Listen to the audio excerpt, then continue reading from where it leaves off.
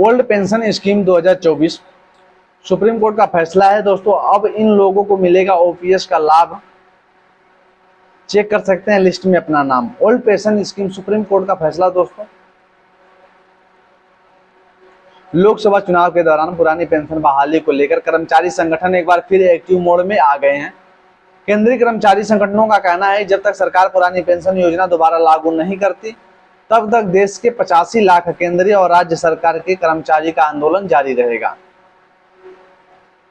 सरकारी कर्मचारी सक्रिय होकर विरोध करेंगे। कर्मचारियों संगठन national movement for old pension scheme राष्ट्रीय अध्यक्ष विजय कुमार बंधु का कहना है कि सरकार को कर्मचारी की बात मानकर एनपीएस को खत्म करना होगा। पुरानी पेंशन बहाली के मुद्दे को कांग्रेस पार्टी ने अपने चुनावी घोषणा पत्र में शामिल करने को कहा था। पार्टी ने एनएमओपीएस को आश्वासन दिया था कि ओपीएस को घोषणा पत्र में जगह मिलेगी, लेकिन यह पूरा नहीं हुआ।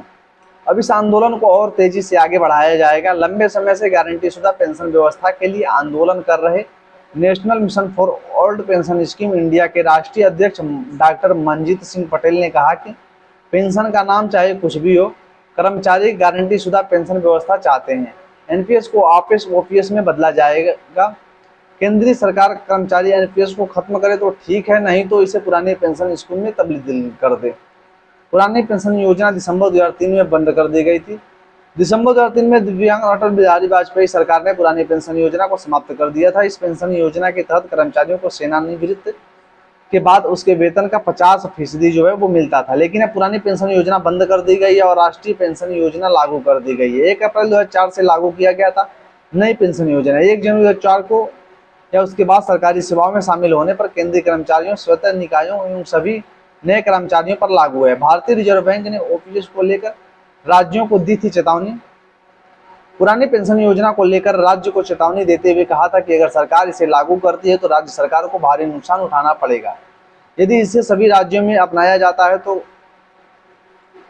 समेकित राज्य वित्तीय कोष पर बोझ 4.5 गुना बढ़ जाएगा। इससे राज्यों को वित्तीय कोष पर काफी दबाव पड़ेगा, जिससे विकास संबंधी खर्चे सीमित हो जाएंगे।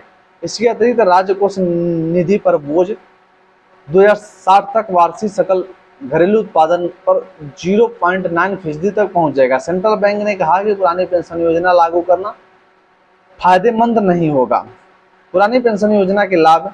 इस योजना के अंतर्गत सेवानिवृत्त समय के वेतन की आधी राशि पेंशन के रूप में दी जाती है।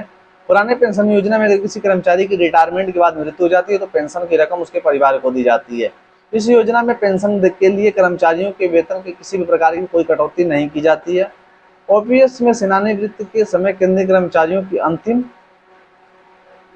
मूल वेतन का 50% हिस्सा पेंशन के रूप में दिया जाता है। इस योजना के माध्यम से सेवानिवृत्ति के बाद चिकित्सा भत्ता और चिकित्सा बलों की प्रतिपूर्ति की सुविधा भी प्रदान की जाती है। इस योजना के तहत सेवानिवृत्त कर्मचारियों को 20 लाख रुपए तक ग्रेच्युटी की राशि दी जाती है। फिलहाल दोस्तों, जैसे कोई नई खबर आएगी मिलेंगे नए वीडियो में। Thank you.